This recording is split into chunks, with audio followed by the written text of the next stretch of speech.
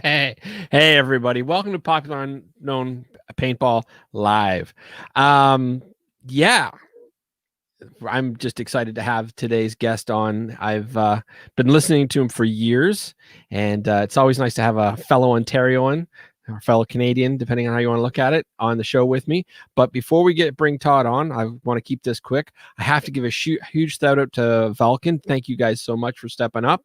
Glad to have you on board. Got to give you a shout out to Ultra Silk, Push as always, my home field combat pursuit. I have to give a shout out to Premium Paintball Products, Virtue Paintball, Immortal Air, Transfuse, Z Clear, and as always, I always have to give a shout out to the Ally Remembered Foundation. Speaking of the Ally Remembered Foundation, one thing I'd like to mention, I had a guest on a few weeks ago, a kid named Justin, who is an amputee. He lost his leg in a lawnmower accident when he was about 4 years old. He's an avid paintball player down in the States, and he needed some parts for his leg. So if you'll go back to some of my shows, you'll notice that I had him on, and I brought on a few people. I donated a Benjamin Sheridan KP3 rifle. The Ally Remembered Foundation, they donated a Shocker XLS that was all laser engraved, and Dave Weasel Cook, he donated a jersey and signed picture, things like that. Anyway, the raffle went yesterday, or I should say waffle, not a raffle, waffle, my apologies.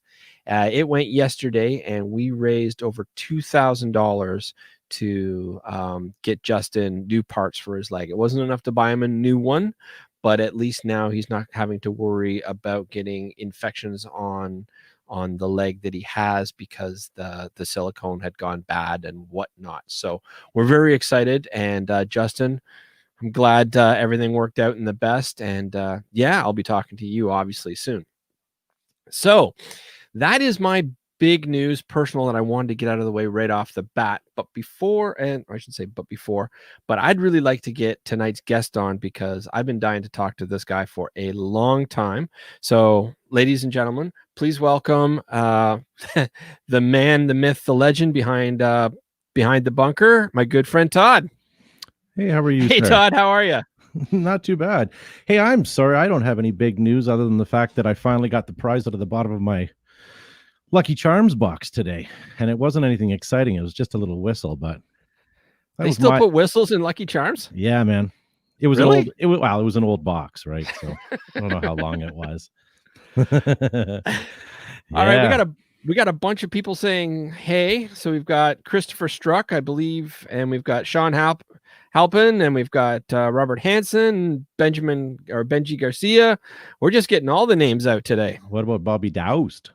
I'm coming up Facebook user, so that might have been him that said hey Steve, but all I see is Facebook user because he doesn't grant Facebook permission to see who it is. Very good. I love very Bobby reserved. Yeah, I see Bobby watch our show periodically, and I don't like Bobby. I apologize. I'm not sure if we've actually met. I'm pretty sure he's from Ontario. He is from Ontario. I haven't crept his Facebook yet. Okay, he is one of the, I was not going to say the original Booney Boys, but he was close to it. And he was very big behind the scenes in Skyball. You know, when all the bunkers started to deflate? Yeah. And they had to get the inner tubes? It was Bobby's idea to get the inner tubes and bring them together. Do you remember seeing pictures around Wasaga Beach of a guy in a pink frilly bikini and a cat in a hat, and he played paintball in a bikini and this like weird hat? That was a guy. I had that blown up and put in my bedroom. Yeah, that was Bobby. Okay, then I guess I know him. Yeah, we all know Bobby. I'm lucky enough to call him a teammate, and I am proud as hell of that, but he is definitely one of the biggest characters I know, and I say that with love. Nice. I remember the Beach Boys. They used to be not necessarily a nemesis, but one of our competing teams back in the CXBL days, and I know that they're making a triumphant return in the not elite division, I shouldn't say that, but the premier division of the OPL this year. So good for them. Yeah, absolutely. But I said the Booney Boys, not the Beach Boys. Okay. Yeah, I did get that wrong. But you said Wasagat. I guess that's what I Yes. crossed. I had a Yeah. No, crisscross moment. it's all good. Yeah. So you spend a lot of time with the OPL. Yeah, I've been at every single event, every single I've never played once. Yeah, that's true. I've never played once. I've always either commentated or done some sort of promotional for them. So Why not play? I guess just because I'm wrapped up. It's hard to, it's hard to, it's, yeah. And there's also another reason. I'm super, super competitive. The reason why I left playing CXBL, I had to. It was time. It was taking over my life. So I finally got out of that. Derek asked me to help him out with the OPL. Absolutely, because Ontario needed something that when the CXBL was falling apart, OPL was just perfect timing coming in, and he needed some help. Not that he couldn't do it on himself on his own, but I certainly helped him out. And just never really got back into playing competitive speedball. It's been a while. It's actually been it's been a long time. It's been since the start of OPL. Actually, you leave CXBL at the top of your game, and then that's it. Now, what team were you in CXBL again? We were Cambridge Raiders. Oh, okay. Yeah. I've heard of that. So I wasn't playing at that time, but yeah. Yeah, now, that's an old team. Now, did you used to play the Golden Triangle as well? I did, and then I took over the Golden Triangle, ran it for 2 years, and then with CXBL taking over, it kind of just ate everybody up, and all small tournament series went down. We also had a tournament series called the Raiders Cup, and it was super successful. It was awesome. We were running multiple field events where, you'd had 4 different divisions, and you'd be playing on field A, and then you'd go over, play 2 games on field B, then come back. And it was fantastic. We actually had the last tangible pump division in a tournament. And then, unfortunately, CXBL came in, and what they did well for paintball is organize it, but it didn't leave anything for anyone else. So every other tournament series, the Pure Evil series tournament that was run out of Flag Swipe, all those other series, they all vanished. And no one's been able to compete with the CXBL or the OPL with smaller series because everybody's kind of tied up in those big series. Right. Yeah. So at least locally. Do you miss playing though? Yeah, absolutely. I mean, I play recreationally. The last time I played was on a Tuesday night out at Flag Raiders. We have just a general walk-in night on a Tuesday night. Oh, nice. It's a blast. And I miss all my friends. I mean, the reason why I stopped playing was it was that time all my friends were retiring. I felt like retiring. And I think if they all got the band back together, I would go out and play. And Ian McComb is one of my longtime teammates. He would always try to get me into playing stuff. But it's, again, when you're working for the OPL, it's hard to play it, right? Right. But yeah, absolutely. So yeah, and I remember playing the TOCs back in the day. Yeah. The NPPL, not NPPL, like not the big one, but there was another local one. There was an OPPL. Oh, right. There was a bunch of them. There was. Back then, there was so many small tournaments. Well, I got to be honest. I played Chicago NXL last year with Destiny Midwest, but I was just in Florida at World Cup, and I played with the Denver Expendables in 3-man novice because I really haven't played a tournament in 15 years. So I classify as novice. Yeah, man. And I was really amazed at how it wasn't what I was expecting. Like when I left tournament paintball back in the day, do you remember all the inflatable bunkers were very small and you just couldn't fit in, and it didn't feel like, oh, we got Jen Montresor. Hey, Jen. You guys think that the snake beams are small? Picture back when I used to play in the snake, because I was that young. It was an actual snake. It was about 40 feet long. It had the head of a snake. And it was kind of slithery. It was kind of like this weird S shape. I don't know how long it took him to blow it up, but it was small and it was terrible. And then all of the corresponding bunkers, like we called it a nipple and the rocket and all these, they were all small bunkers. Right. It was terrible. Unless you're playing 10-man, then you had the car wash and you had the bus, which was massive and huge. But that really wasn't the case. It was usually these pathetic little. Yeah, exactly. Yeah. So when I stepped on the field at World Cup this week, or not this week, but just 2 weeks ago, and I couldn't believe how big the bunkers were, and how I couldn't actually see the other end of the field. Like whenever I looked at when I watch it on Go Sports, or when I watch your coverage of the OPL or whatnot, or even when I see pictures, it looks like the bunkers are a little bit bigger, but they look tiny. But when you actually step on the field now, I was amazed at how much it was. I could play it again. Yeah. I mean, don't get me wrong. I didn't play it well. I got spanked hard. Well, the bunkers themselves are definitely big. And so the average person that may not have played speedball before, or just looking at it now from outside the mesh, will look at it and go, well, like, how do you get shot? They're Right. so big. There's so many of them. Until you get out there, when the buzzer counts down and you run to your first bunker, you see how many gaps there is and how many people are shooting back at you. And then when you get into your bunker, you realize that you can't even stick your head out because there's paint coming at you. If you're not Right. if you're not with gun up and having gun dominance, you can't see down the field until you force your way out of that bunker to be able to visually see it. And it's so deceiving. Right. And I hear this from guys that stand outside the mesh and watch the speedball practicing at my field. They're like, well, they're just dumping paint and they're not moving. Like, how fun is that? Dude, it's the funnest thing in the world. When you're trapped in a bunker and you got to fight your way out of it. And then when you're on the aggression side of that and you're actually making moves up the field and you're putting a guy in his bunker, there's nothing better than that. And the adrenaline it's overwhelming. It's fantastic. That's why I played for so many years. Yeah. And that audible sound of hearing the paintballs getting closer on your bunker, and you're going to get bunkered. So you set yourself up to do at least a 1-for-1 so that you don't let your team down. Like, that's fantastic. I mean, I get scenario paintball. I love scenario paintball too. That's where I grew up and that's what I started playing. And you get adrenaline rushes there because when you're trying to creep around and make sure that you're quiet and you can hear twigs breaking, and there's nothing better than recreational paintball. Right. Until you play speedball. There, if you're a competitive fellow, when you're on a speedball field, damn well if you did well or if you didn't. You know what I mean? You do. And very quickly. Yeah, exactly. So, I mean, if you want to know how to stack rank yourself, speedball is the fastest way to do it. And I'm really happy to see airsoft is sort of pushing their way into speed soft. Because there are guys that love airsoft, but that want to have a competitive format. So yeah.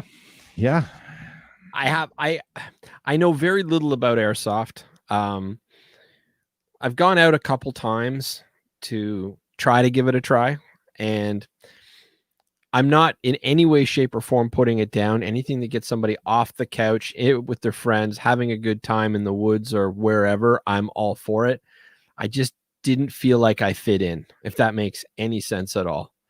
Like, I'm not saying bad people, I'm not saying bad game, I'm not saying anything like that. I just didn't feel like I fit in.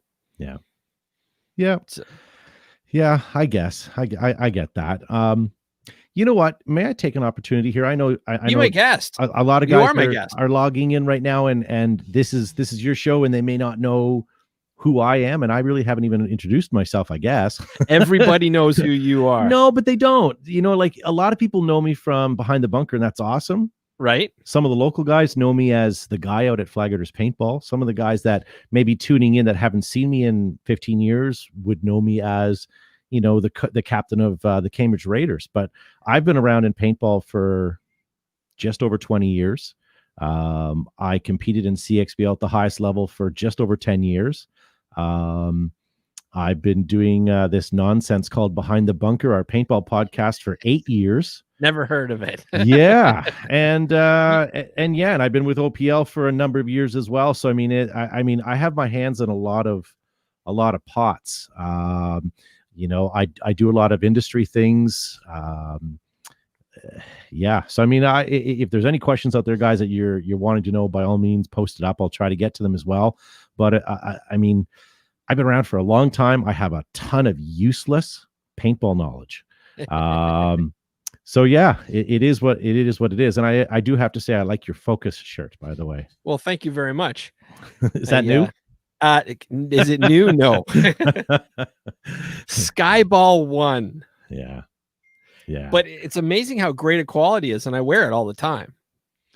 I'm I'm disappointed that the last Skyball didn't happen, and for more than just other reasons. This was going to be my jump back into speed, or my jump into speedball. I didn't get a chance to play the first one, and the one that was going to happen. We were a dealer and did a lot of work with MacDev, and MacDev at the time had the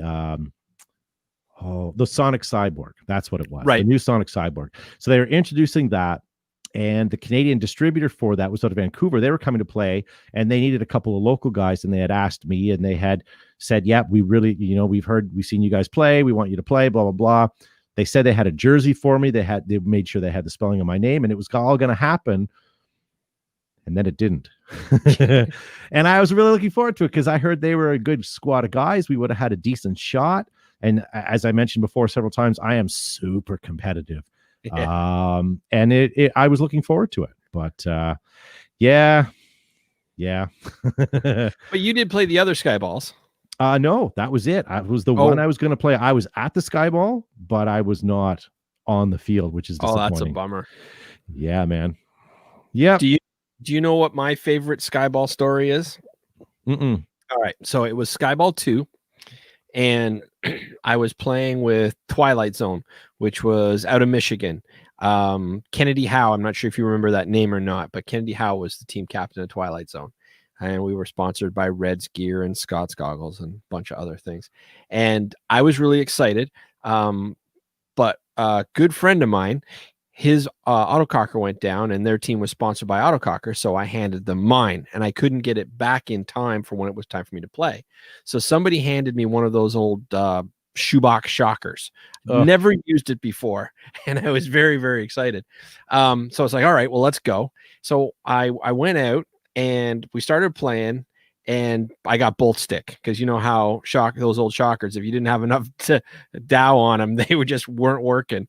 So I gave the call. I went charging for the flag, did a pull, stuck down, popped my head up, looked over, and there was Bob Long sitting on the fence with his chin up, just staring at me, watching what I was doing. I will never forget that moment as long as I live. I was just in the middle of a firefight. Everything was going wrong. I just looked over, and there's Bob Long staring at me, and I'm just like, I've made it. Yeah. I think my first introduction to Bob Long was at the IAO in Cranberry, Pennsylvania. And for those of you that don't know IAO, that's one of the first places that inflatable bunkers made their first foray in North America. International Amateur Open. It was the World Cup. It was where all the vendors went, and people would have trailers and stuff like that. Now the nice thing about that place is all the players and all of the industry stayed at one hotel. And it was this, I think it's a Sheraton, but that might be giving it too much credit. It was this hotel, and it had a big atrium and all the rooms in this hotel overlooked this atrium. And in the middle of the atrium was this bar, and the bar was always hopping at night. So you could go on your patio and actually see what's going on and hear it, or you do what we do. And we went down there. And at that time we were nobodies. We were in the sport for many years, but we don't know half these people. Right. And we're sitting at the bar, and Bob Long and Bud Orr are chatting with each other. And I bumped into them by accident. I'm like, oh my God. So we're standing on the other side of the bar waiting for a drink, just overhearing this conversation, thinking, wow, this is like the greatest thing ever. And then another industry person, and then, Chuck Hench walks in, and, all these names may mean nothing to anybody, but at the time they were the biggest people in the world of paintball from an industry level. And it was just, why are we here? Or how did we get here? But it was fantastic. It was, that was the IAO rather. And people do still talk pretty fondly about that. That was a great event that gets held for many years, actually. There's actually been a lot of talk about possibly bringing that concept back, that one standalone, because of the success of the Iron City Classic, and it's mechanized. But the thing about the IAO was it was no pros. Like, you had to be amateur. Yeah. That was the whole point of it. So I've heard a lot of talk, and maybe you have too. I mean, as many, if not more people than I do, probably way more than I do. But there's been a lot of talk lately about trying to bring the IAO back, which I think is kind of exciting. Yeah, I've heard that as well. The unfortunate thing is, for me, the part of the IO that I enjoyed most was the industry, the vendors, the conference. I mean, at that industry, we were involved in a conversation that was happening on a panel, and they were talking about, I think it was Woz that was talking, and they were saying, well, listen, I have a way to put a chip in everybody's gun, so when they're competing, we can control ramping, we can control rate of fire, and not necessarily PSI, but the crony speeds. And Right. everybody was like, "Oh, that's the greatest thing." And then the other side of the room was like, "That's the biggest, crock of crap." Then someone Right. else is going to cheat and blah blah blah. But there was it was honestly something that most people were considering, and if that would have happened, it would have changed our sport forever. I mean, we would never have gotten into ramping. I mean, ramping is one of the things that unfortunately I feel has ruined our sport. And I played ramping for a long time. I don't know if it's ruined it, but it definitely changed it. It did, and from a tournament standpoint, I think it's fantastic. Playing with 15 balls a second was fantastic, but that should never translate on a rental field. No, you're very true about that. Little Johnny should never get shot, with 15 balls a second. And for me, it's the trickle down effect. So like, I'm a field owner. So I look at 99% of our business is rental. And that's what plug your field, plug it. Yeah. So okay. So I'm from Flag Arters Paintball, guys. And most of our business, aside from speedball, is rental market. Yeah. And we have a lot of guys with their own equipment, and we have airsoft, we have all kinds of stuff. But little Johnny, when he comes on his birthday party, he will never play against a guy who owns his own equipment. Right. He will never get ramped on. He'll never have a first strike shot against him, because we want him to enjoy. I'm not putting down first strike, I'm not putting down ramping, but he needs to have a great time, and he needs to play against guys that aren't, in his mind, Joe Rambo. Right. There's a perception when you get guys that come to your rental field and they see another group, and that rental group is a rental group, and let's say that whole group decide, hey, we're all going to get matching camouflage coveralls, and they do that. The next group that walks in is intimidated by them because they look like they know what they're doing. Some guy puts on cam stick, and it's like, oh, I want that guy on my team. They have no idea, right? Yes. So we got to keep those people happy, and if they come back time after time, they're going to keep the field owners employed, which means you have a place to play. Right. And for me, if I'm busy, I'm putting all that money back into the field, building new props, more air stations for you, bigger compressors, more everything, so that you have a better experience as a gun owner. So, I mean, if you see, Johnny birthday kid at the field, find out how he's doing, schmooze him, tell him he's got to come back, because he's the guy that's making your field experience better as a gun owner. I know that's preaching, but at the end of the day, it is right. So now the other thing about that too is the more those renters enjoy themselves in the beginning, in the initial stages, means they just want to come back more. Yeah. And then they want to learn more. And if you've got two fields, like one with private guns or private owners, and you've got one with rentals, the rentals see the privates and they're like, and if they're really enjoying their game, they may want to step up. I mean, not everybody's going to, but there's those few that just, they get the bug and they're like, I want to do that. Hey, Eli has a great comment in the live chat. He says, little Johnny needs to fire a few around from Joe Rambo's marker. And I agree. I mean, you better that kid's experience, he's going to come back. You let him shoot your marker, he's going to want that gun. Yes. All of these sales translates at the field owner standpoint. I don't know about where you guys are listening from, where you are in the world, but from where I am in Ontario, Canada, and most of North America, I'll be perfectly blunt, speaking to a lot of field owners, we are not having the time of our life this year. This is not a good season for us. No. We are lucky that some of us are even able to operate. So anything that we can do to help our local field owners, and this may sound as a ploy from me to get more people to my business, but I don't care. You need to keep our local businesses alive. Otherwise, I mean, I know a couple paintball fields already that have closed, and you can't. this pandemic is killing everybody. So if you Yeah. can get a couple extra people out to these fields, Joe and I often have an event called Paint Fest every year. And it's designed so that you can bring all your friends and be the big guy on campus. And what it is it's called Paint Fest, and you can bring anybody out, no charge, free rentals, free walk-ons, free everything. And then the paint, we sell it at below membership cost. So it's like the cheapest you're going to get all year. And we do that as a giveaway so that, okay, yeah, a couple guys take advantage of it, that they want to come and play at the field. Hey, great for them. But this is your opportunity to bring everyone that you know to come play. And it doesn't cost you anything. You could be the big guy on campus and pay for it all. And I bet you'd still be cheaper than a day of you just playing normal rental paintball. And that does really well for us. And then you see, a small percentage of those people coming back over the course of the season. So I would encourage every field owner to do the same, but certainly anybody that owns a gun or owns their own equipment, invite a couple of your friends. And let's face it, not all my friends want to play paintball. I've tried. Everybody that I know I've brought in to try. And out of 10 friends, let's say, that I brought, maybe 1 or 2 come back. This sport is not for everybody. I mean, No, we're a bunch not. of idiots running around on a field shooting each other. This is not for everybody. But for those that are, it's awesome, right? And if you can bring a couple more guys into the sport, again, I'm soapboxing right now, and I apologize. But I mean, we all love this sport. That's why we're listening to this, right? So absolutely. And you don't have to apologize to me for anything except lying to me, and you're not lying. You're 100% bang on. But no, by all means, I have guests on that are passionate about the sport, and very few people are more passionate than you. There's a lot of people that are equally passionate as you, but very few are more passionate than you. And by all means, let fly. Yeah. Now I feel bad because I was going to insult you. I was going to talk to you about your two-tone beard there. What kind of guy has 2 different colors of hair, really?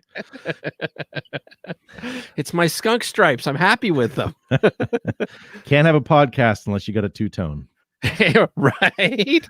Well, maybe we should ask Fred Schultz about that. I don't know if you've been watching his podcast, but it's pretty awesome. Yeah. I have to be honest with you. I love paintball. I work at the field every time that we have a game on the weekends. I do this show every Monday night, and every other night of the week, I'm either doing my other hobby or I'm spending time with my family. I know this sounds crass, but I don't watch a lot of other paintball stuff. And I mean, I've checked yours out. I have checked Fred's out, but I'm like the opposite of a paintball nerd. Like I shut it off. I have to, otherwise I go crazy. I go crazy, right? I've been doing this for many, many years, and it's too much. It's too much. I mean, I don't even listen to my own podcast because, well, first of all, I've already listened to it, but I don't have time. Like it's hard. You just have a busy life, right? And that's why I do like our show in podcast form, because not everybody can sit here in front of a computer for an hour on Facebook or Twitch or anywhere like that, but you can download it on a podcast and listen to it while you're at work. So absolutely. That's why I started the one that I did, but and that's how I started. But I found that it didn't spread quickly enough. Like, I mean, the word of mouth and whatnot, I was really floundering as just audio only. Yeah. I mean, I love doing it that way. Yeah. And I still do it because it's easy enough for me to download the audio from this and upload it, although I'm a little bit behind. And I know that my friend Zach down in the southern states is going to be chewing on me to get more out because he listens to it all the time. Have you got those listeners that are just like on you? When's the next one coming out? Yeah, absolutely. So what happens is we record the show. I walk the fellows out of the studio. We have a final debrief on our way out. I come back to the studio, and if I don't sit down, edit the podcast, and upload it, then I'll forget about it, and I won't do it till the morning. And the guys that listen to it Tuesday morning on their commute into work, I get emails, and they get very upset with me. And you know what? It is, if I'm going to put myself out there as a public podcast, and I promise it every Monday, I'm going to damn well do it. And I hate doing it sometimes because all I want to do is go wind down or see my kids or do something, but I do it. And that's why it's always done on Monday nights, so that, again, when you wake up on Tuesday morning, if you subscribe to it, it's on your phone. You can listen to it on your way to school, your way to work, or at work. I mean, I have some favorite podcasts that I listen to, and if they skip a week, I get really angry. You Oh, know, really? yeah, because it's my entertainment, right? It's like, Fair think enough. of your favorite TV show, or for me, I'm a YouTuber, so I have several vlogs that I watch on a weekly, and if they don't upload on time or on the day where it is, I design my viewing schedule around them, so I want to see them. You know, if you upload every Sunday night, I damn well want to see it Monday morning. You know, and maybe that's me being entitled, but it's like you know, you watching on cable your favorite Right. television show, right? It comes out every Tuesday night at 7. Well, it's got to be there, right? So first, for us, it's been consistency. I mean, we've been uploading our podcast for 8 years, and it was we did live shows for a long time, all video. Our first 150 shows were all done video. We never thought to put up as a podcast. Right. Never dawned on us. And then we started getting people asking, so we did, and it was a slow progression. And then all of a sudden it caught, and then I don't know what happened. It just continued to grow from there. But I think podcasts are one of the fastest growing mediums, because terrestrial radio is dead. Who wants to listen to those hacks, you know, cackling every day, right? Like morning radio drives me nuts. I can't listen to, I listen to Sirius XM. I try to put it on channel 1 when I'm driving my daughter to school, and I can't listen to those people. You know, they're cackling about some celebrity who did something. It's like, I have no room in my brain for that information. I do not need to know. Do you know what I mean? That I know exactly whatever what it is. And then the cackling, it's like, forget it. So podcasts for me, I'd rather listen to a podcast because it's exactly what I want to listen to, about the topic I want to listen to, by the people I want to listen to. And if I don't like it, then I change my subscription habits and I find someone new. But that's the great thing about podcasts. You know, if people like you, they will listen to you religiously and they'll enjoy you, right? As long as you don't go too far off the deep end. Yeah. So sorry, another soapbox rant. Oh man, rant away. I have to ask you, with all the playing that you've done, do you have a favorite game, or do you have a favorite moment that you were playing that's like, this is paintball at its absolute best? I don't know, man. I've been around for so long. I have so many highlights of things that I can regale you for days, and unfortunately, I probably have on my podcast. But I mean, you know, last year, here's an example. Last year, we were at Super Game.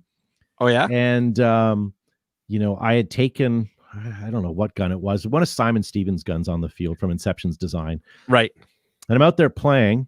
And he and I were talking at lunch. It's like, yeah, let me know when you're off the field. We'll go for a beer. It's like, yeah, no problem. Because we don't get a chance to see each other very often.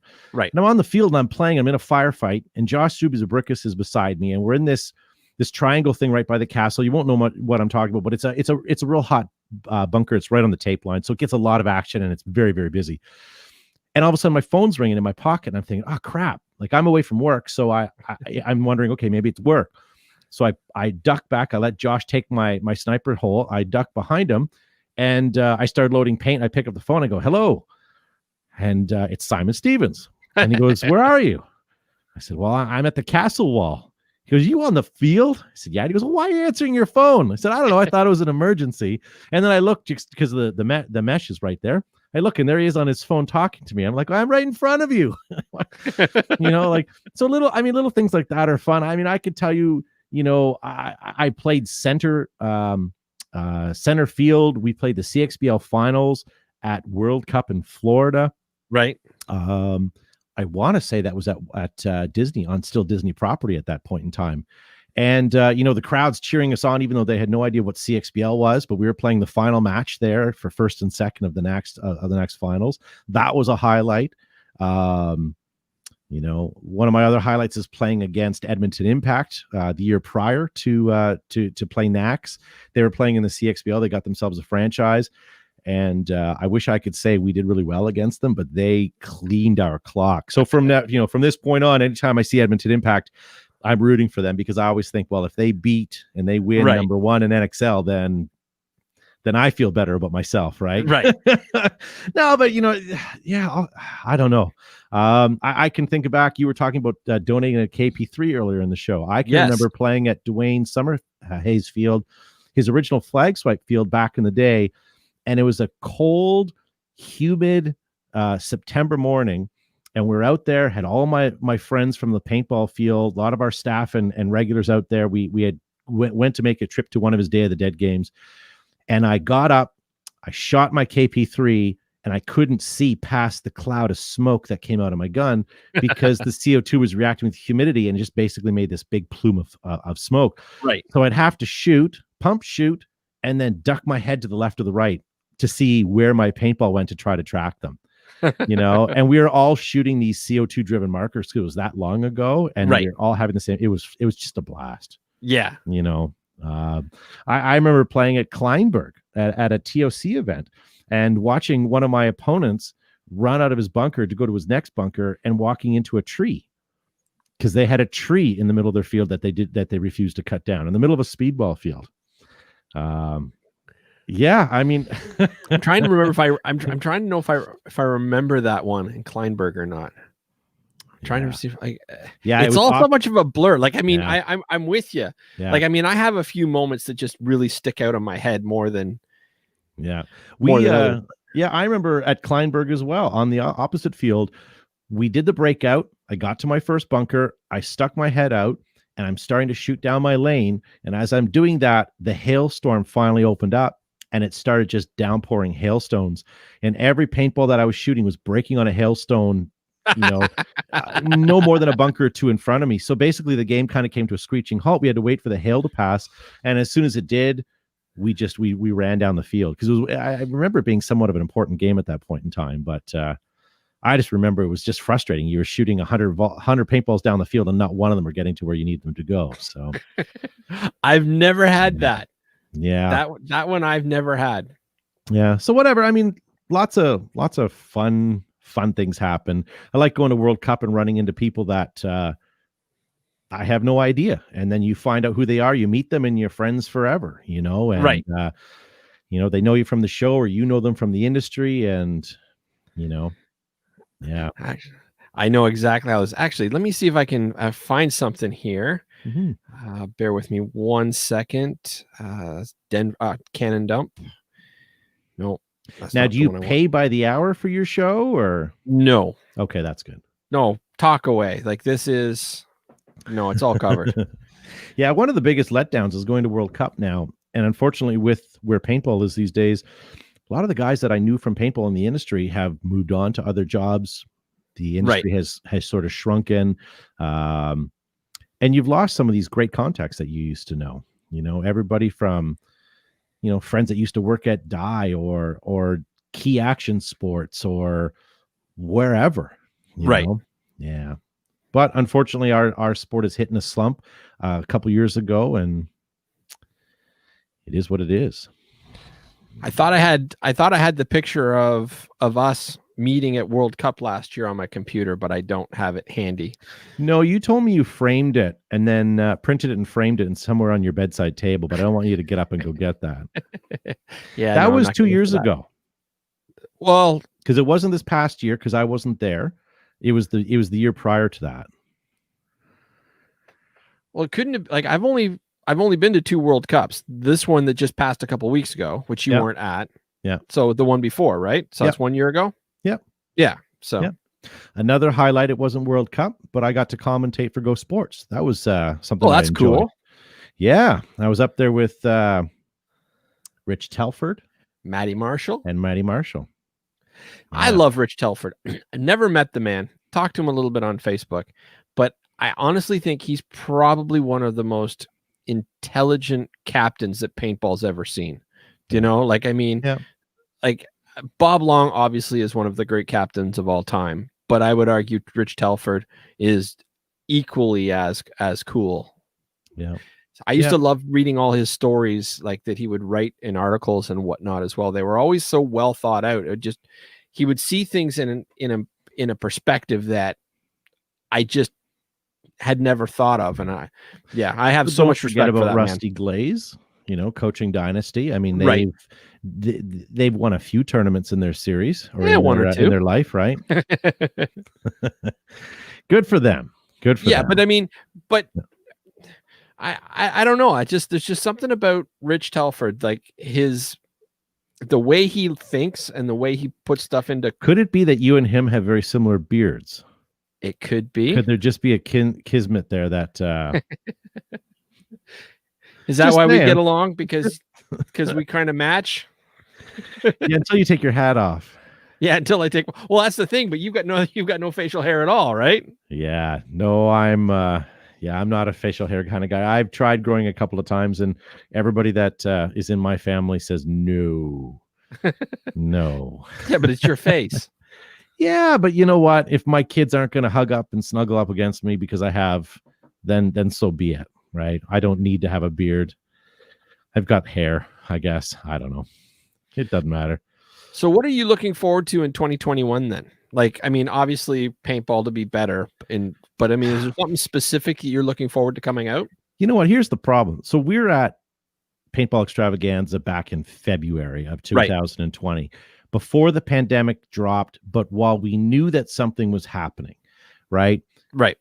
But we didn't really know that it was going to happen and affect North America to the degree that it did. I think we all kind of were oblivious to what was happening, but maybe ignorant to the fact that we're thinking it was just all going to stay overseas. Right. We all had serious optimism. Now I talked to everybody in the industry. We went to industry conference. We talked to all of the field owners that we come across. I mean, Joe, myself, Josh, Gavin, Matt was down there. We know when we walk through that place, we know pretty much everybody. Right. Just because we go there so often. So the vibe in the room was this: 2020 was going to be the best year. We felt we're already feeling a little bit of an uptick in the numbers. We've just survived 2 to 3 years of a slow period. Right. This year, people were upping their orders. They were feeling more people coming through their gates. They had optimism in the new products that were coming down. This year just had the feeling like something great was going to happen. Like it was going to be, it finally got a chance for us to push back, and we had an industry conference and everybody was feeling good. It wasn't a big bitch fest like it sometimes has been in the past. You know, the field owners blaming the suppliers and vice versa. Right. It was good. Then we got home, and a month later, shit hits the fan, you know? So for me, for 2021, I'm being a little ignorant. I'm thinking that, I mean, in Ontario, where we are right now, we're going back to Code Red. We have a vaccine on the horizon. So I kind of see that things are going to get worse before they get better, but I see a light at the end of the tunnel, right? Right. So I'm hoping that 2021 pops back, and it won't be what we are hoping it to be. It won't be a stellar, mask-free, corona-free year, but it'll be a more tolerant and more open year, I feel. Right. And I think that this year is going to be a better year than last year. Less fields closing, more people able to operate. The virus kind of being nipped in the bud a little bit because people should know how to behave right now. So I think this year, well, I mean, let's be honest, right? I mean, we've all been through the pandemic. You know, this Code Red or whatever, Stage Red has just been put in place about a week ago where I'm from. And I went to a Canadian Tire on the weekend because I needed to get something. And when I got there, I was like, what the heck is with this line? I'm like, oh, yeah, that's right. We're back in Stage Red. So I got to stand outside in the line because there's only so many people coming. So we've been through it. We know how to do it. We'll get through it again. We just change our lifestyles and it'll be fine. But yeah. And then as Roger Weaver says in the live chat, we are talking at Extravaganza. This is the 40th anniversary of paintball this year in 2021. It is. So we had a couple things at the industry that we were talking about doing and releasing this year. I just don't know if it's going to happen because of the pandemic, but it could be pretty cool. It could be pretty cool. But I missed out on so many things last year. Behind the Bunker was going to cover all of the NXL Europe events. Oh, cool. We were going to be on the ground, and what we do for OPL was going to be done for the NXL. You know, Tom and I had an agreement. We were going to show up and do it, and then the pandemic hit. You know, I was going to go to Super Game again. I was going to go to both Super Games. I had invitations to go to all kinds of different games. This was the year I was going to do some serious traveling. That's not going to happen. It was supposed to be my year too. I had numerous trips planned to go overseas, like 2 or 3, and then I was supposed to be at every NXL event and a number of big games, and people were excited to have me. I was supposed to play ICC. Nice. And I was talking to Tim Montresor a few days before he passed away, unfortunately, because I was supposed to be doing some stuff at ICC. And I had told him I'd never actually played 10-man before. And he said, I'm going to get you on a team. I'm like, okay, well, that's fantastic. Do you know what he was going to do? He was going to have me play as an alternate to the Philly All-Americans. Nice. Like his mom told me that shortly thereafter, and then his mom and I were talking at World Cup, and yeah, that was on his laptop on his to-do list. Like, Nice. Nice. yeah, like can you imagine getting a chance to play for something like that? Now I was going to be an alternate, so I might have suited up and gone on the field for one game, but Nice. let's be honest, like that's absolutely put it on. Yeah, it's on your APPA number, right? Right. But yeah, no, Tim was a great guy. We've known him for years. He handled all our sponsorship for the last number of years. He's always been a great cat. He's always been our dealer. I never called him Tim. I always called him Mr. Mountrauser. I would never pronounce his name properly. I always just say he was the German from DLX. And yeah, so Tim Mountrauser, he was in every time we went to, extravaganza or World Cup or any event, he'd always help us out. He'd do our videos for us. He'd do all kinds of great stuff. And he was a generous fellow, and really sucks. Yes. It really sucks. But I'm glad people, were able to honor him at World Cup like they did. So, all right, what's this? Almost as exciting as playing with Fred Schultz. But it says Facebook user. Yeah.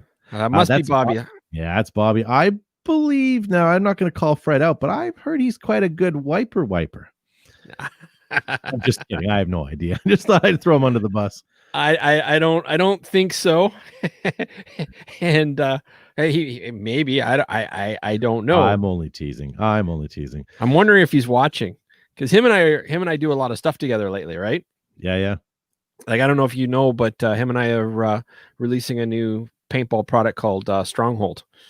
So I thought you guys were releasing an album. It was a remix to all your old hits. And then on the like B-side, it was a cover to all the Wham songs. That's what I thought. No, we're actually gonna do some paintball gear. So pretty excited. It's too bad, because I think his rendition of Careless Whisper would have been awesome. All right, I'm wondering if he's on. Because if he's on, he's gonna want to. Let's just say 1 second here. Let me just see if he's on. If he gets this, I'm sending him an invite. If he gets this, he's welcome to jump on. Yeah. He knows he's always welcome. So how long have you, Steve, been doing the Popular Unknown? How long have you been pumping along? I came up with the idea Christmas 2 years ago. Yeah. So it hasn't even been in 2 years. Nice. And then I spent like a month or two just trying to learn how to do the software and everything, audio only. And I think it was February like 2 years ago that I put my first little demo out. And then nice. Dawn Mills was my first guest. And she was like 3 or 4 episodes in, because I was just doing some little random talks. And my podcast is nothing like what I wanted it to be. I originally wanted it to be like a half-hour, once-a-week show where I would get random people to tell me their favorite moment in paintball, like their favorite story, or just something that they really enjoyed, whether it was playing or just like a joke or something. And that's all I wanted. And then I would just leave it at that. And then every week I would just fire out a new one and a new one and a new one. And I found that A, it was very hard to keep it at a half an hour, and B, nobody wanted to get on. The automatic answer from almost everyone, you included, is, oh, it's such a blur. Like, you know what I mean? And I get that, because I can relate, but And so what it turned into was, well, if some people aren't going to do their stories, what I'm going to do is I'm just going to start reaching out to the people that I really think are cool, and that I'd like to talk to. Because if I want to talk to them, then probably everybody else does. And so I just started recording the phone calls and putting that up. And that exploded. Like, it just became great. I mean, I think what we had in our mind when Behind the Bunker was first started, it was going to be I don't know if you ever saw the show Daily Planet. So the Daily Planet was a science-y show, and it was an hour long, but it was not one story. It was just a multitude of things. And, for the first 5 minutes, there'd be a segment on something, and then it would go to a different segment about something, but all relating to science. And it was something I really found fascinating. I thought, well, why couldn't we do that with paintball? So we started a show, and our first correspondents were like, Wolf was sending a video. So all the guys that were video YouTubers at the time were putting out videos anyways. So why not put it through my show, premiere it on the show, get some extra legs, and then post it up on YouTube as soon as the show's done? And people were like, yeah, perfect, let's do that.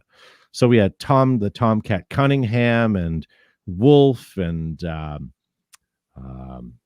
Haley, I can't remember her name right now. She was a very influential paintball player back in the day, and all these other great people. And it worked out really well, and it was awesome. But the problem is, I never got to stretch my legs. I never had a chance to really get into anything paintball. And we were trying to do all just Southwestern Ontario content. That's all we wanted. We just wanted to sort of just feature that. But as soon as you put it on the internet, it's no longer Ontario, it's the world. And we didn't realize that. So within a couple of weeks, it was like, okay, we got to change up our format. So we brought in some people. Joe sat in, and then eventually Gavin sat in, and then we picked up Josh. And basically it turned into the show where, picture 4 of your friends sitting in your garage. Right. Or at the paintball field in the back of someone's pickup truck, just shooting shit about paintball. That's what we turned into. And then we wanted to keep some sort of maintain a semblance of organization. So we always had like events, and we had features, kind of kept the same format, but try to keep it paintball friendly. So like, for 5 minutes, we talk about all the events around the world. And for another 5 minutes, we talk about, something from Joe's Vault, some retro stuff. And that's one of our longest running things is that. And Custom Corner was another big thing for us. So we did that, and we thought that was really good. And then we ran that for a number of years, and then it kind of changed up.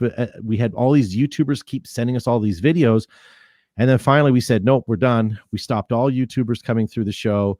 And we kind of just changed our format, and it worked out well. It gave us a chance to stretch our legs and chat and develop our personalities. And that's how we ended up with a podcast, because people wanted to hear us chat. They didn't want to see visuals anymore. Right. As soon as you take the visuals away, your podcast turns into something a little better. So that's kind of where we got to where we are right now. And you know what? Like I said to you before the show, if Joe, Gavin, Josh, and I, and even Matt, we do what we like, we talk about what we like, and if people don't like it, they'll stop listening, and then we'll stop doing the show. But we'll still talk. We'll still just we just won't record it anymore. We'll just do it in the back of the at the field. But we have a good time doing it. And during the pandemic, we used to invite guests on the show, and we did Zoom stuff all the time, and it was great. But for us, then it kind of just, we weren't the ones talking anymore, and we weren't the ones having fun and communicating. So we kind of weaned away from that, because we have a panel of 4. Yourself, it's awesome because you can sit down and have a one-on-one with somebody, or a 2-on-1 with somebody, and enjoy the conversation, right? Yeah. But do I have a smudge on my screen, or is that? How you guys doing this evening, huh? I'm good. Nice. How you doing, Todd? Not too bad. I enjoy your collection of Tiger Stripe. Yeah. It's some of my my old uniforms there. It's too bad we can't get Tim Schloss on. Like he really needs to join us. By the way, Todd, Mr. Fred Schultz, Mr. Fred. I think Todd? Fred and I are now officially friends on Facebook, which I means believe we're we are tight. also. Which means we're tight. Yeah. Yeah, I think so. You got a hell of a show, Todd. I appreciate it. And you too, Steve. Yeah. Yeah, Steve's not so bad. It's funny how far technology has come. Like when we first started, we were using security webcams. Right. And I'm not even kidding you. That's what we used. Oh, I believe you. Now we're running high definition 1080p Ethernet based controlled cameras with, what is this, LED nonsense behind us, Steve? And like it's very, they're pretty, right? Yeah. And our microphones all sound fancy and all that sort of stuff. But I mean, it's just what technology has come. My iPhone takes better pictures than my camera that I bought that was several $1,000s a few years ago. I mean, technology is changing so fast that, eventually it's going to make Fred look even more handsome. Oh no, it'd have to really take a turn for the better for that. It's just like they say. You go buy a new computer, and when you're driving home, the new one comes out. Well, exactly. I mean, to make Fred look handsomer back in the day, he would use a lampshade. I Right? would actually. Yep. Hey, you've seen that picture of me with the light bulb in my mouth. I love it. Yeah. Yeah. I'm sorry, Fred. I don't mean to pick on you. No. Hey, I'm like a big nose. Everybody picks on me. No problem, man. Nice. Yeah. So are those the latest e-mags that have just come out in the market? That's in No, they front of you? aren't. No. Actually, this one right here, Todd. This is the number 15 of this made when it was made back in the day. Tom K gave me this. Nice. And this is the number one Fred Schultz Air America air system back then. This Nice. marker has never been shot. It's never had a ball run through it. Nice. Period. Good Yeah. for you. And So go ahead. I was just going to say, this is the last one I played my tournament with. I heard you guys talking about Skyball up there. Yeah. And I absolutely loved it. And the same way I had like 5 of the Booney Boys when I was at that Skyball, Todd. It was a 5-man thing. And I watched the Booney Boys up there, and they were such a cool bunch of guys. I started talking to them and stuff like that. And I told them, I said, hey, how'd you guys like to come down? I said, I'll take 5 of my Constant Pursuit guys and you 5, and let's go play a tournament. I think we did the World Cup or something like that. It was World Cup. Yeah, see, it's not that old yet. Yeah, but actually, I've got it written down here. But anyhow, it was a terrific time. I just enjoyed myself so much, and when I was up there in Canada, I'd never been treated better. It was absolutely excellent. Well, I think And he's it's never come partly back. because we're polite, but also because we kind of feel bad for you. Oh, that's part of it. But you guys got Steve too. Now he's on the other end of the spectrum. And that guy badmouths me every day. Well, there's definitely part of a spectrum there. Yeah.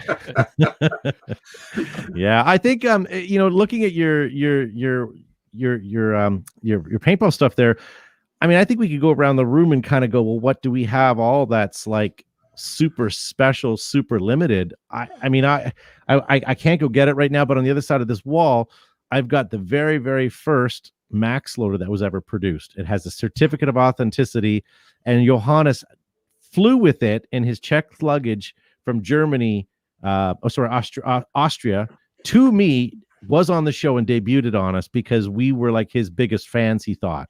And so he left it behind. It's never seen paint. It's in a box. It's in the original box, and I don't know what to do with it. I kind of want to sell it. And then behind me, I also have, speaking of KP3s, I have a brand new, never fired, still with the tags on KP3 behind me. But what do you do with it? You enjoy them. I had a guy on my show last night, and I got to tell you, Todd, these guys look like they're in a store. They've got so many markers hanging on the wall, and so knowledgeable about it. It's just great. I love to see people do that because it just keeps the sport rolling, buddy. That's what I love as a sport. Yeah. That's sorry, I didn't realize what you were showing there while I was The 6-pack. Yeah, if you would have wanted, I could have showed you a better one. I'll just roll up my shirt. Well, yeah.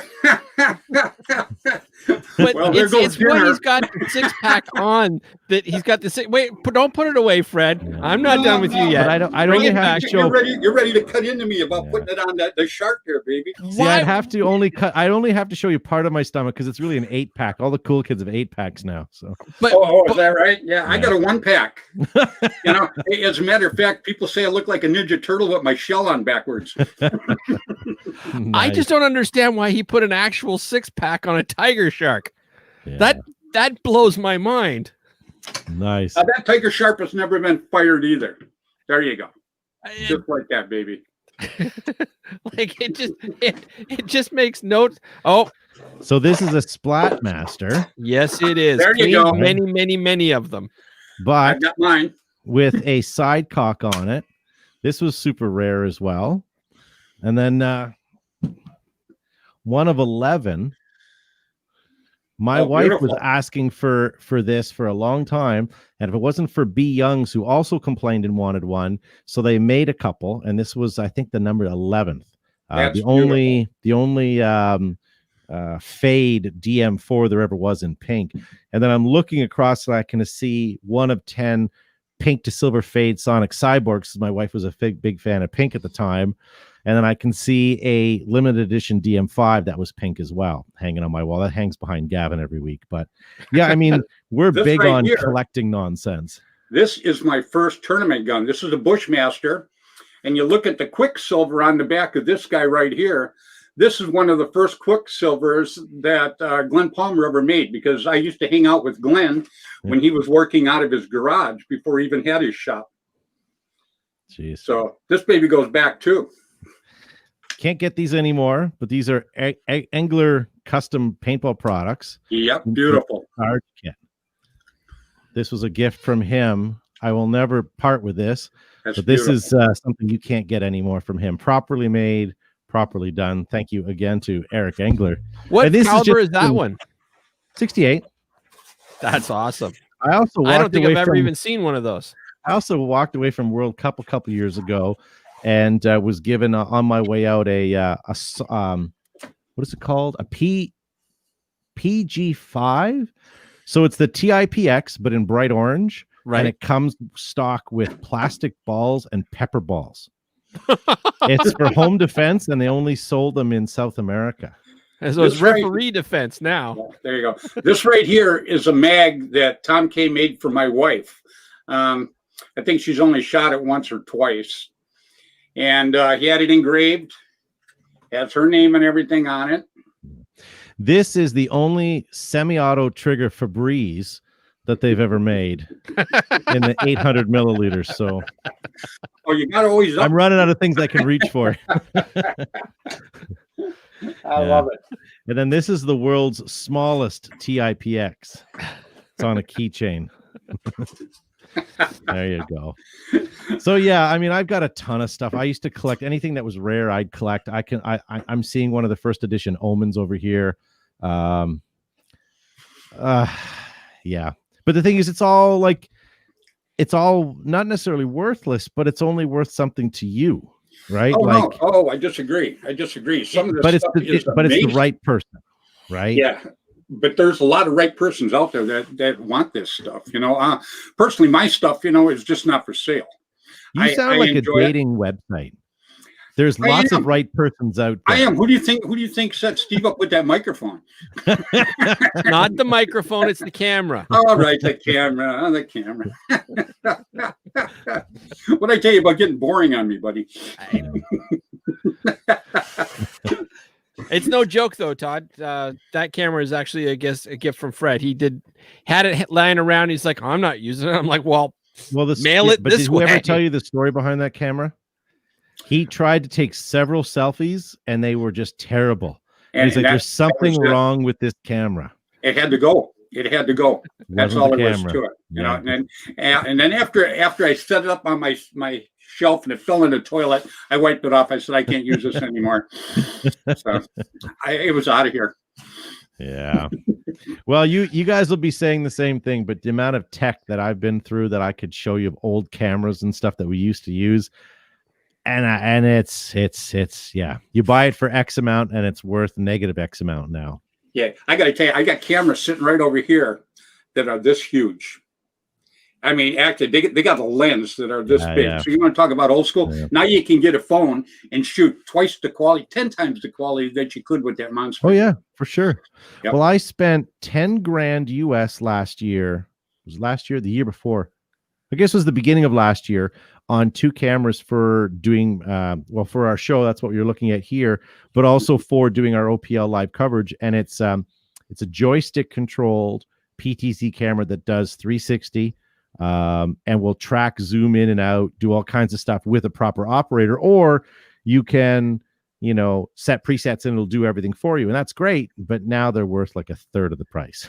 Well, yeah, that's 10,000 US. What is that? 100,000 Canadian? Something yes, like and that. Your firstborn. Yeah, and then they were like feeling my kidney for extra warranty, and I'm like, no, I don't need the extended warranty. So I love it. Yeah, you're right. The electronics, they just go so quick. You get the latest thing out, and next thing you know, it's not the latest. Yeah. Well, my truck has internet. My truck produces its own internet. So is mine. And it tells me the weather. It does all kinds of nonsense. And it's like, and it's no more money than what I had in my last truck. It's just its technology is so much cheaper, right? It is. Yeah. So absolutely right. Well, you got a pretty good show. I've tuned in a few times and checked you out. Yeah. When I first got back into this gig, everybody told me, they says Behind the Bunker, it's the #1 show. And I go, crap, I got to watch the #1 show, and so I didn't mind being #100. That's fine. You got to start someplace and climb up the ladder. So well, you're too kind, but I will tell you, Fred, that I am. As I said, not only am I competitive, but I'm like when I get something in my head, it's in there, and I've spent hours every week in my studio looking for the next way that I can fix something or make something better or do something, and I'm probably on my 8th or 9th iteration of the studio that we're in. And the studio that I'm sitting in right now, we probably had 5 different sets just in this room. And every time that we've created this set, we've renamed the studio to a different location and nobody knows any different. But it's not always, but most of them have been in this room. I mean, one of my first studios was in the basement of a CrossFit gym, and we had to wait till 8 o'clock for them to finish their set so we can actually be quiet enough to play. That's why we always start at 8:05, because they go right till 8 o'clock. They'd push, gotta push it. People keep pushing, right? And right to 8 o'clock. And then they grab their towels and be like, okay, now we can go live. Right. That's a pretty good story. Yeah, but that's why it's on Monday nights, and that's why it's always 8:05 before we actually go live. There you go. Well, you got a pretty good set back there right now. And, like Steve always says, different is better. I don't know if he says that because of his looks, but it's just what he says, Yeah. Different is better than better. But you know what? I love the fact that you guys have your own stuff, because it's like McDonald's can't survive without Burger King and Harvey's. We all bring people into this industry. Like, I bring new people into watching live TV on Paintball TV on the internet, as do you, Fred, as do you, Steve. And when they find Steve, then eventually we'll find Fred, and they'll find me, and they'll see everything, right? Absolutely right. Wolf is a great ambassador for our sport. He brings a lot of people in as well. Alabaster Slim, all these great guys.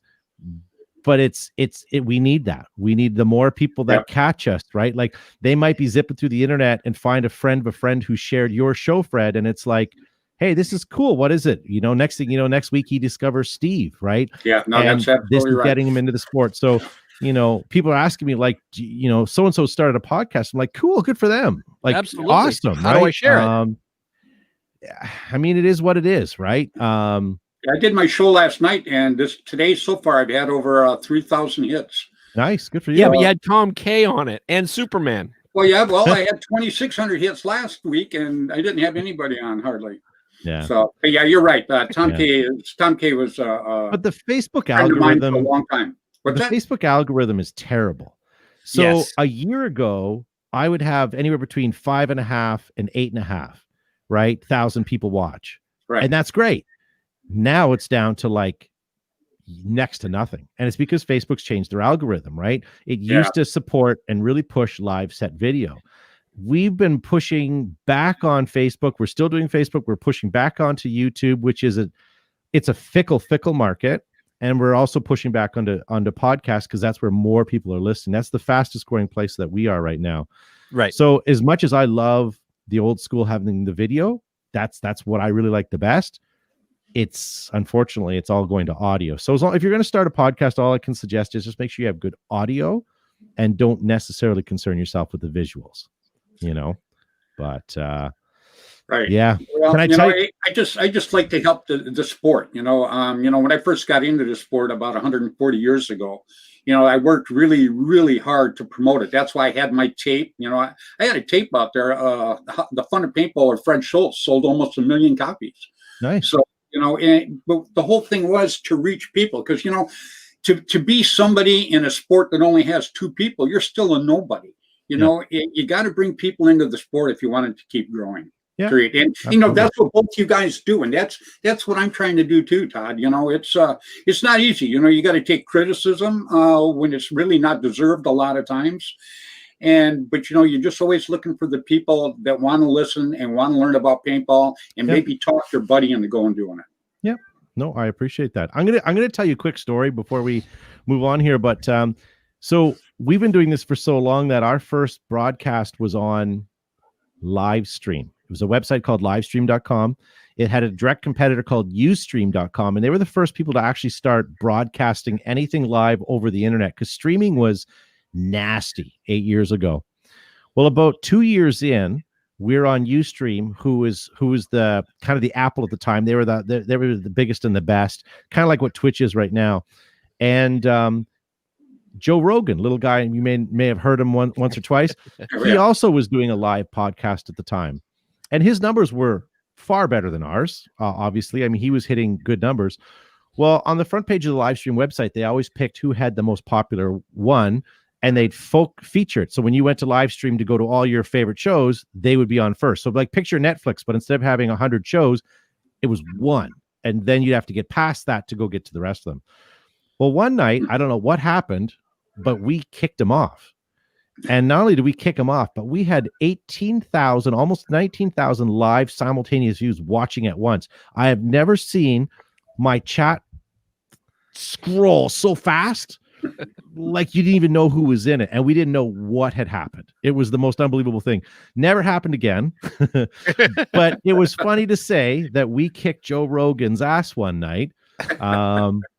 So and a lot of that was to do with our regular viewers, because they were sharing it, and somehow we must have just hit a blip all of a sudden and then beat out his existing numbers. But right, but you think of the people that you reached, though, that probably didn't even know about paintball, that now are aware of it and want to go give it a shot. Yeah, absolutely. And the residuals from that night were great. Like the next 3 weeks, our numbers were not what they were that night, but they were strong, and you could tell that people were coming back. So it is what it is, right? Well, I did a couple of television shows. I did the one on at MGM Disney for ESPN, and we blew away everything on ESPN that weekend. Just blew it away. Then I did the Road Rules show. It was the #1 Road Rules show for the whole year. We just kicked butt on both of those. Nice. And what those did, especially with the Disney one, is it reached out to people that never had a clue about paintball, or back in the day thought paintball was just nothing but pure war games, and it wasn't just for them. And then they finally understood that this is a sport and it's a riot, and anybody can do it. Period. You can be fat, you can be skinny, you can be tall, you can be short. Anybody, you can be slow like this guy is now. Anybody can go out and do it. Yeah. No, I hear you. We got picked up for 6 episodes. And we're on 5 or 6 different European countries. About 4 years ago, we sent in some episodes. We designed them specifically for that format, had to film them in a certain format, and sent them off. And we were on TV. And this channel had a paintball themed show every night of the week for 6 or 7 weeks, whatever it happened to be. And we were every Thursday night at 8, whatever it happened to be at that time. And that was really good for us as well, but not what you thought it was going to be. Like, I figured they'd see millions of homes, and they probably saw hundreds of thousands of homes, but nothing, so that was kind of cool. But hundreds of thousands of homes, Todd, I bet you that most of them didn't know about paintball or never played paintball, and you made them interested enough to go out and do it. See, that's the whole ticket. That's why I'm back into this, is to build a sport back up again. And you've done it for years, and Steve's done it. I'm a newcomer at this, an old comer from before, but a newcomer for I'll call it the digital age, because I'm really dumb at all of this stuff right now. Believe me. No, that's all right. We got picked up as well by a terrestrial radio station that just put us on syndication, and then it was a Fox affiliate, and then they went under due to the pandemic or some sort of reason. They went under, and then they just started a web series or a web like a streaming service and picked us up over there. But it's after football and after wrestling, and then before some other weird sport. So I mean, it's pretty obscure, but it's something. It's getting people out there listening to it. So it is. And you said it's pretty obscure, but you got to understand, if you have a good show, people are going to tune in. It doesn't matter what the hell time it comes on. Period. They're going to tune in if they're interested. And the whole ticket is to make it interesting, like you do. You make your show interesting. Steve makes his interesting. I'm trying very hard to make mine interesting. It's how often do you do yours? Once a week. 1 hour every Tuesday. Well, what day? Every Tuesday? Every Tuesday night at 7 o'clock Pacific time. Good for So you. 10 o'clock our time, Todd. Yeah.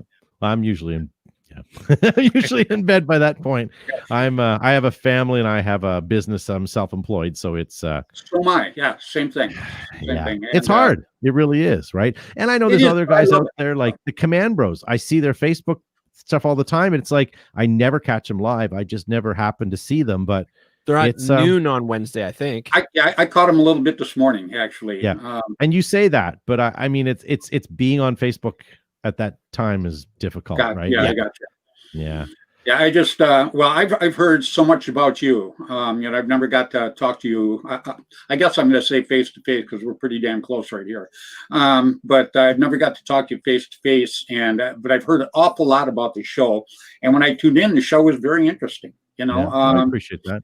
Yeah, it's not for everybody. It's an hour long. Nothing's going to be for everybody.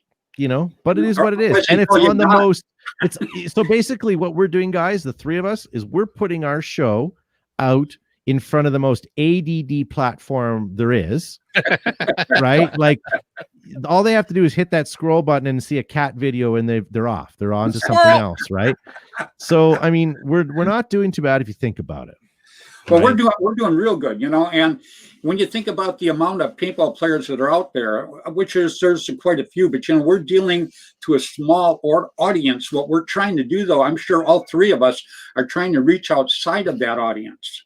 Yeah. See, that's the whole ticket. Because these paintballers, they know somebody. They just, their whole life isn't just I only know paintballers. They know people outside of paintball, and if you make it interesting and you make them want to go tell somebody, hey, come and check out my sport. These guys are talking about it on the web. Come and check it out and go play my sport. And that's what makes a damn thing grow. Yeah. No, for sure. Speaking of this, I'm gonna interrupt here for just 1 second. Hey, we're having a conversation here, man. No, go ahead. I can and will mute you, Fred. I don't care if you're in the Hall of Fame. I can and will mute you. Todd actually has a field up here, and they do some pretty fantastic big games. And I was kind of curious when Todd's big games are roughly planned for next year. I mean, obviously COVID, but yeah.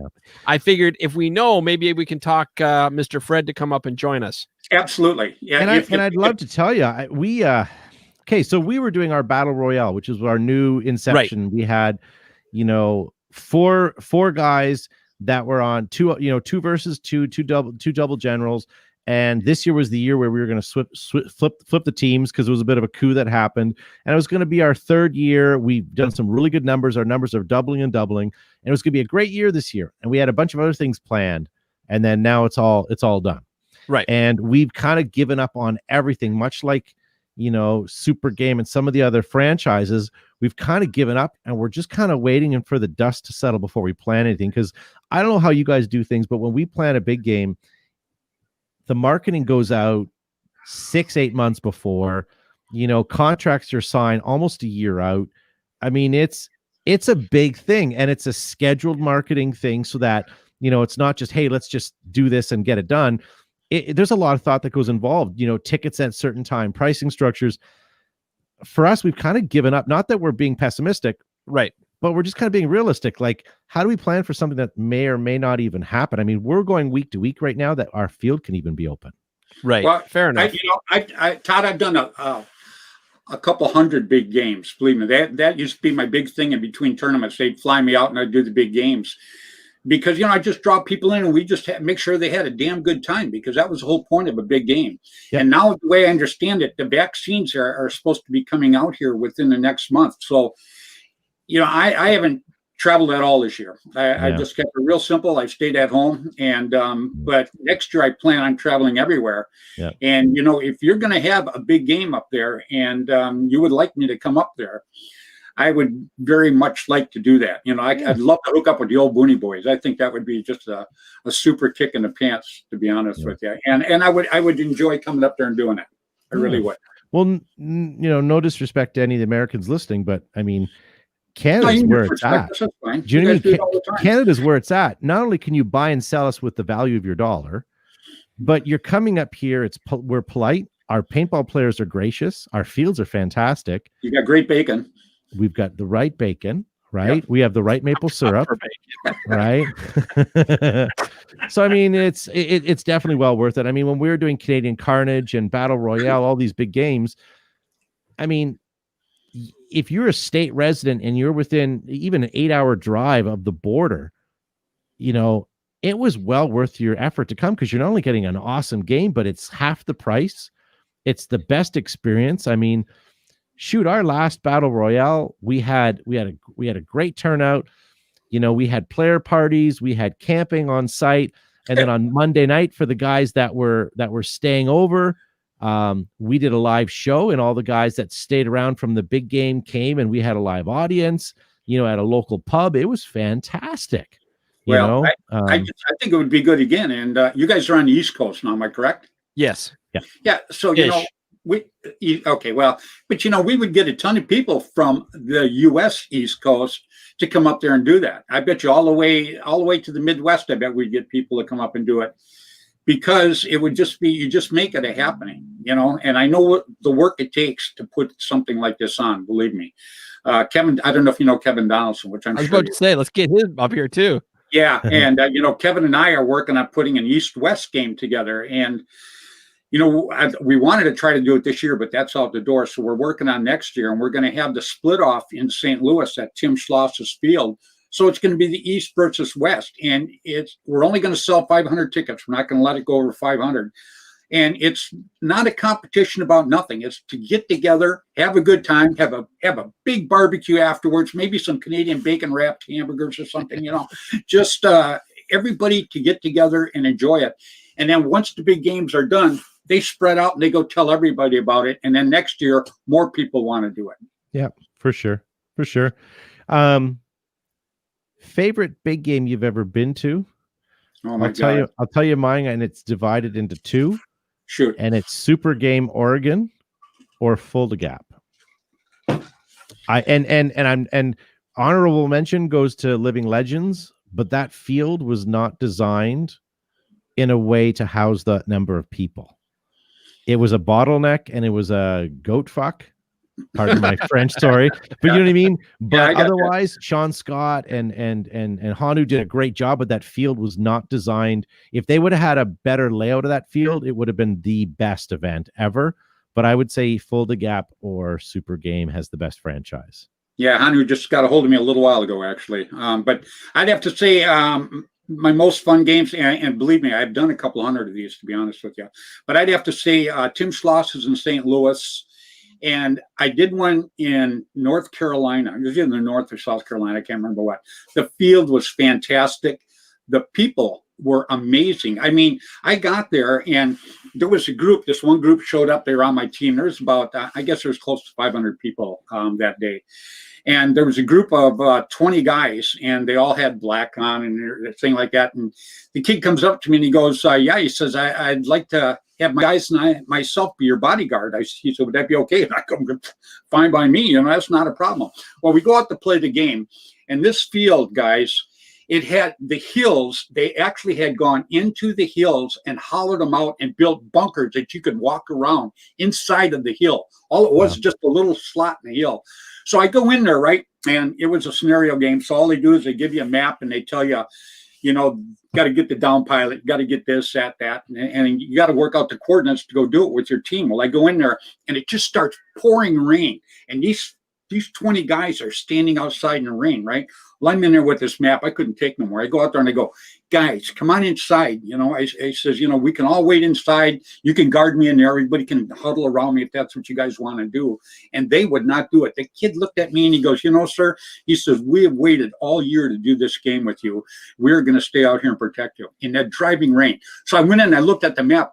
I went right back outside in the driving rain with them because I just couldn't stay inside. Nice. It's just the dedication and people being so friendly and wanting to do that, you know, that just made my day. I mean, as a matter of fact, I'm still talking about it, you know, 20 some years later. That's how much it impacted me, and those kids actually impacted me that day. Nice. I think my favorite big game wasn't all that big, but it was just the experience of it. It was, I'm going to say 98, 99. and there was a big game happening in Ottawa, and I don't even remember what the name of the field was. I was invited out by some people in the Canadian contingent. Dirty Dan was captaining, but he wasn't there that day, and I got to go out there, and it was just, I don't know, I'd never played there before. The girl I was dating at the time lived out that way, so I was crashing at her house, but she wasn't able to play. So I just went out to this field, didn't know anybody, and I belly crawled through raspberry bushes to get around, and I was actually able to get in behind their command bunker, and I took everybody out single-handedly because nobody thought that anybody would crawl through the raspberry bushes, apparently. And then I held that place for like 30 minutes by myself till I ran out of paint, and I was just like, that's it. That's my favorite big game story. But it wasn't a huge game. There's only like, I'm going to say 300 people maybe. Like, it's not massive like everybody else's big game, but that's my favorite story. Well, you know, we did Schloss's big games in St. Louis, and we did 3 of them. It was me against Daryl Trent. I'm sure you guys know who Daryl is. Yeah. And you know, what was so good about those games is, you know, everybody showed up. You know, Bud Orr was there, Tom Kay, Randy Camilla, Jerry Brown, just everybody that was big in the sport would show up. And then we'd go to Sal Bergoglio's house and have a big barbecue and stuff like that. And, you know, I mean, I won 2 out of 3, so I was happy with that. But I could have really cared who won. It was all about the camaraderie and just having a great time with a bunch of just super good people. And, you know, that to me, I love the tournament scene because I did it for years and years and years with a professional team, constant pursuit. But the big games really, really meant something to me. They were very special, each and every one of them. Yeah. Well, I'm sorry you don't have any scheduled at the moment. You may have some throw together ones, but just make sure you I follow you, so I'm sure I'll know. And you'll know. When we drop a game, we don't just drop it. It goes everywhere, and like, right. One thing we're good at is marketing, and it's so you'll know. Hopefully we can do something. I mean, I think it'll cool off. I think in the next few months it's going to cool off, guys. And Todd, I think you're going to be up and running. Is that a winter joke? Is that like a dad winter joke? It's going to cool off? No, I didn't mean to tease you about the temperature there. You know, I'm griping down here at 67 degrees. You know, I had to wear a long sleeve T-shirt today, so I'm a little pissed myself. Is the smoke finally cleared though? Oh, the smoke is gone, and you know, I don't have to shovel anything. By the way, Todd, Fred lives just outside of Sacramento, and so all the fires, he would send me pictures this year, and you couldn't see the sun. Yeah, it was that bad. Smoke. Nice. It was amazing. So we've been going for about an hour and a half. I want to give you guys a chance if there's anything you guys want to say before we start wrapping everything up. So I'm gonna go with Todd first. Yeah. Any more soapboxes or? Yeah, I'm gonna have to go shortly as well. But yeah, no, I don't think so. I mean, at the end of the day, you know, behind the bunker or flag raiders or any of my hats that I wear, OPL, at the end of the day, I just promote paintball.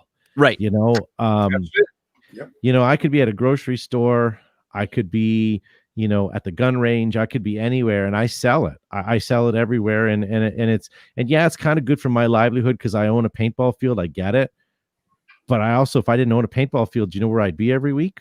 Playing paintball. Yeah, absolutely. So that's what it is. And you know, if you guys have found, you know, if you found me remotely entertaining, feel free to check out Behind the Bunker. We're a weekly show. And if you guys are in the Ontario area and want to check out Flag Raiders Paintball, if you haven't been there before, it's definitely well worth checking out.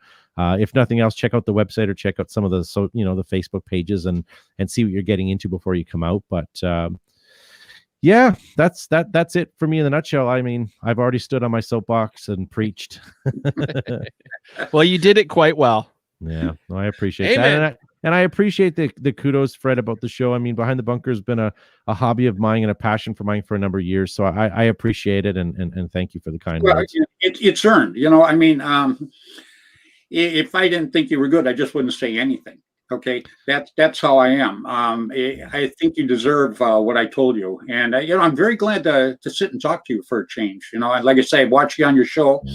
But obviously, I can't talk to you. I talk to Steve all the time. You know, Steve and I. Well, I'm a little annoyed with Steve because he I specifically said no Fred. But I thought you said no bread, and that's why Valente's not here. yeah. Well, I got to tell you, I appreciate very much you having me on, Steve. That was pretty cool. And right. Todd, I appreciate you putting up with me. It's been a lot of fun. It's going to be pretty cool when you finally come out of your shell. I think we're going to really rock. Oh, for sure. Yeah, Well, yeah. I had to put a Post-it note over your little picture on the screen just so I didn't have to look directly at you. But oh, there you go. There you go. Yeah. You know, So I just put a little stick figure there. All the beauty I possess is really hard on some people. I understand that. That's not a problem.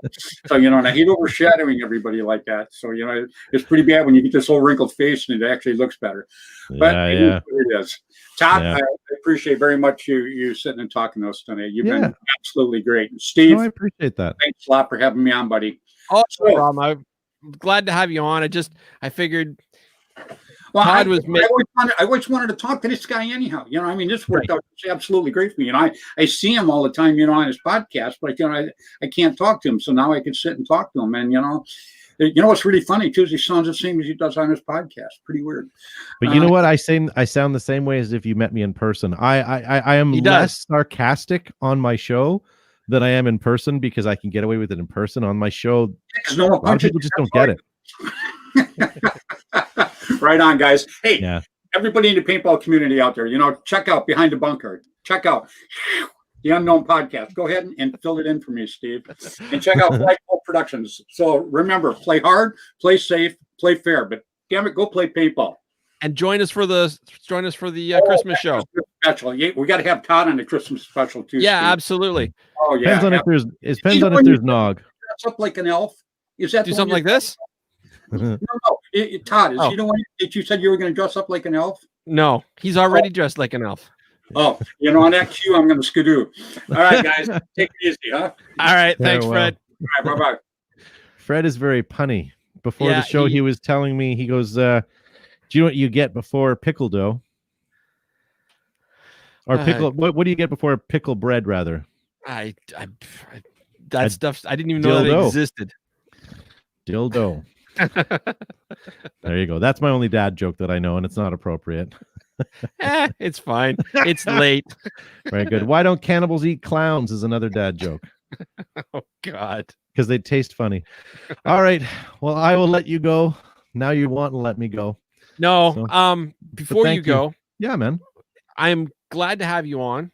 My offer still stands, by the way. I'm not too far away, so if you ever want me to join you in the studio, don't hesitate to reach out. Once COVID and all this nonsense is, of course, is done, then definitely let's have a chat about it for sure. Absolutely, and make sure you guys make a video for the Christmas special so that we can get you on. Yeah, I forgot this week, but I do have a Post-it note sitting right here, wherever it is, right there on my computer. So we'll try to get it this Monday. Awesome. Yeah. All right. Well, thank you so much for joining me. It's been a pleasure. Man. And I look forward to this COVID thing going away so you and I can actually be in the same zip code again. Yeah, man. Cool. Well, thanks for having me on, sir. And we'll see you again. All right. Thank you so much. Cheers, man. Bye now. All right, everybody. Well, that is my show for tonight. I hope you all enjoyed it. I wasn't expecting to have Fred Schultz on, but had to invite him. We had started talking about him. He was in the chat, so I had to have him on.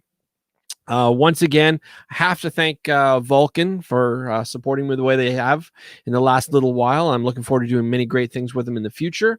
I have to thank Ultrasilk. Caesar, man, your stuff is amazing. Have to give a shout out to Push. Love your goggles. Combat Pursuit, my home field. Trevor, Jeff, just amazing. Can't wait to play again in the spring. Paintball Premium Products, that's your store. And Virtue Paintball for all you do for the Ali Remembered Foundation.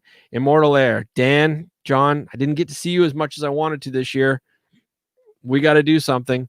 And Transfuse, Steve Williams, love your stuff. I'm out of Blue Raspberry, God. I need more. And Z-Clear, I use it on these glasses all the time. I know they're not really a paintball thing, but it's fantastic and I love it. And last but not least, as always, I have to give a shout out to the Ali Remembered Foundation and all the great work that they do. Thank you so much, especially for helping out getting Justin the parts for his new prosthetic leg.